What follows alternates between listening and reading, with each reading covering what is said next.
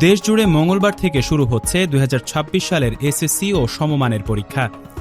এবারের পরীক্ষায় অংশ নিচ্ছে ১৮,৫৭,৩৪৪ জন শিক্ষার্থী, যা গত বছরের তুলনায় প্রায় ৭১,৬২৬ জন কম। পরীক্ষার সূচি অনুযায়ী বাংলা প্রথম পত্রের মাধ্যমে লিখিত পরীক্ষা শুরু হবে এবং তা চলবে আগামী ২০ মে পর্যন্ত। প্রতিদিন সকাল ১০টা থেকে পরীক্ষা অনুষ্ঠিত হবে। লিখিত পর্ব শেষে ৭ জুন থেকে ১৪ জুন পর্যন্ত ব্যবহারিক পরীক্ষা নেওয়া হবে। শিক্ষা বোর্ড সূত্র জানায়, ৯টি সাধারণ শিক্ষা বোর্ডের অধীনে এবার ১৪,১৮,০০০-এর বেশি শিক্ষার্থী অংশ নিচ্ছে।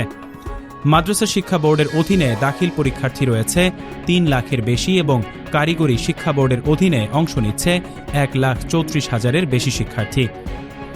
সারা দেশে ৩,৮৮৫টি কেন্দ্রে একযোগে এই পরীক্ষা অনুষ্ঠিত হবে। পরিসংখ্যান অনুযায়ী মোট পরীক্ষার্থীর মধ্যে ছাত্র ৯,৩০,৩০৫ জন এবং ছাত্রী ৯,২৭,০৩৯ জন। পরীক্ষার কাঠামোতে কিছু গুরুত্বপূর্ণ নির্দেশনা দেওয়া হয়েছে। প্রতিটি শিক্ষার্থীকে বহু নির্বাচনী, সৃজনশীল এবং ব্যবহারিক এই ৩টি অংশে পৃথকভাবে পাশ করতে হবে। কোনো একটি অংশে অকৃতকার্য হলে পুরো বিষয়ে অকৃতকার্য হিসেবে গণ্য করা হবে।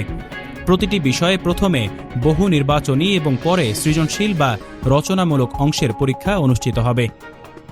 ২ অংশের মধ্যে কোনো বিরতি থাকবে না। বহু নির্বাচনী অংশের জন্য সময় নির্ধারণ করা হয়েছে ৩০ মিনিট এবং সৃজনশীল অংশের জন্য ২ ঘন্টা ৩০ মিনিট।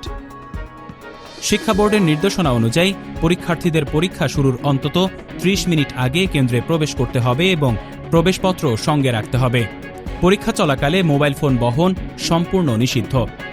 উত্তরপত্র ভাঁজ করা যাবে না এবং OMR ফর্মে রোল, রেজিস্ট্রেশন নম্বর ও বিষয় কোড সঠিকভাবে পূরণ করতে হবে। এছাড়া পরীক্ষায় শুধুমাত্র সাধারণ নন প্রোগ্রামেবল সায়েন্টিফিক ক্যালকুলেটর ব্যবহার করা যাবে।